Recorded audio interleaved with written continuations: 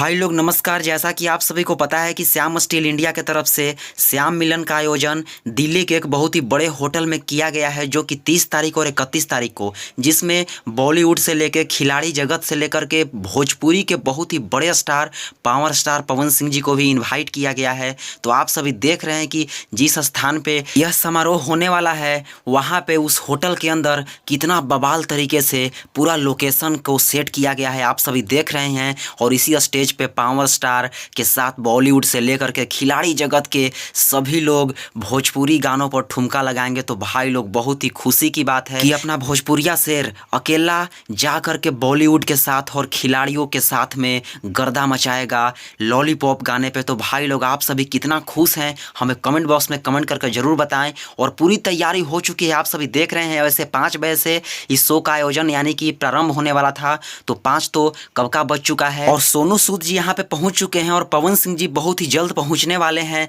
जब तक मैं वीडियो को अपलोड करूं तब तक पवन सिंह जी वहां पे पहुंच भी गए होंगे, शो भी स्टार्ट हो गया होगा। तो उस शो से जुड़ी बहुत सारी वीडियो क्लिप्स आएंगे, तो आप सभी इस चैनल को जल्दी से सब्सक्राइब कर लीजिए। सारा वीडियो क्लिप्स आप सभी को सबसे पहले पावर न्यूज भोजपुरी के माध्यम से दिखाने का प्रयास करूंगा। सो चैनल को जल्दी से सब्सक्राइब कर ले और बेल का आइकन प्रेस कर ले। Thank you.